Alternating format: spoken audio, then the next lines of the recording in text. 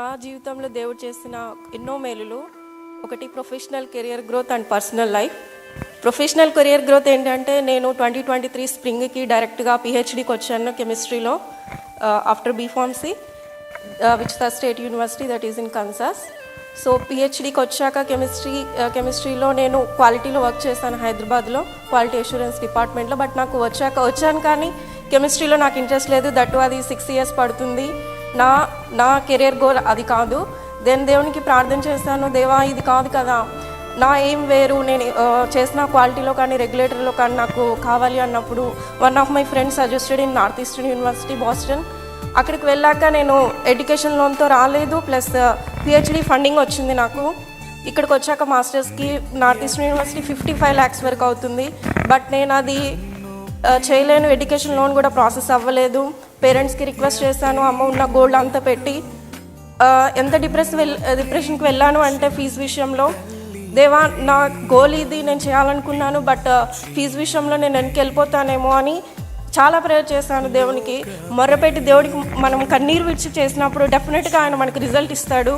దేవా నువ్వైతే చేయగలవు, నేను నిన్నే నమ్ముకొని ఉన్నానప్పుడు దేవుడు అద్భుత రీతిగా 55 lakhs వితౌట్ లోన్ నాకు శాంక్షన్ చేసి హెల్ప్ చేసి ఒక పర్సన్ ద్వారా నేను ఎడ్యుకేషన్ లోన్ లేకుండానే స్టడీస్ కంప్లీట్ చేశాను.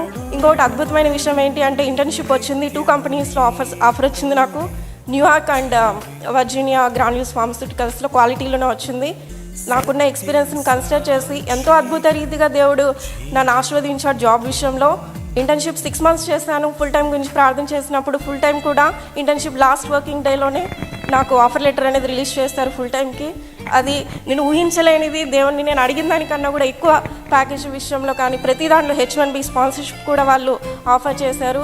నిజంగా ఇది నేను దేవునికి ఎంతో కృతజ్ఞత కలిగి ఉంటాను ఎప్పుడు కూడా. మాస్టర్స్ నాది ఈ December 18th అయిపోయింది. 23rd December నేను జాయిన్ అయ్యాను క్వాలిటీలోనే.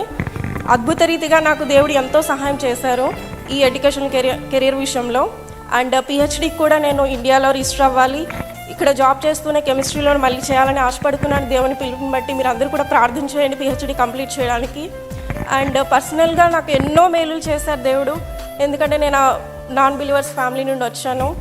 మా పేరెంట్స్కి ఎవరికి దేవుని గురించి తెలీదు. నేను స్కూలింగ్కి వెళ్ళినప్పుడు దేవుడు నాతో మాట్లాడి జీవితం అంటే ఒకలా అనుకునేదాన్ని, కానీ జీవితం అంటే ఇది, ఎప్పుడు ఫైనాన్షియల్ ఫ్రీడమ్ ఉండాలి. యాజ్ ఎ గర్ల్గా నేను ఏదో ఒకటి చేయాలి అని ఎప్పుడు తహతహలాడుతూ ఉండేదాన్ని. కానీ జీవితం అది కాదు. జీవితం యొక్క విలువను దేవుడు నాకు తెలియచేశారు. దాన్ని బట్టి దేవునికి ఎప్పుడు కూడా కృతజ్ఞత స్తుతి చెల్లించుకుంటాను. ఎప్పుడు ఎవరితో మాట్లాడాలో తెలియదు దేవుని వాక్యం గురించి. ఎప్పుడు జైపాల్ అంకుల్ గారిది అండ్ సతీష్ కుమార్ గారిది వింటూ ఉంటాను.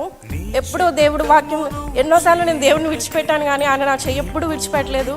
బీఫార్మసీ హాస్టల్లో ఉండి చదువుకునేటప్పుడు దేవుని కోసం ప్రార్థన చేస్తున్నప్పుడు నీ క్యాస్ట్ ఇది, నువ్వు ఎందుకు ఇలా చేస్తున్నావు, మ్యారేజ్ విషయంలో ప్రాబ్లం అవుతుందా అని చెప్పినప్పుడు ఎంతగానో కృంగిపోయాను. ఎందుకు దేవా ఇలా అంటున్నారు వీళ్ళని. కానీ ఈరోజు నాకున్న కెరీర్ కానీ సక్సెస్ కానీ దేవుడు ఇచ్చిన సక్సెస్ని చూసి నా ఫ్రెండ్స్ వాళ్ళే అంటున్నారు, ఆ రోజు నువ్వు చేసిన దాన్ని బట్టి నువ్వు ఈరోజు ఆనందిస్తున్నావు అని.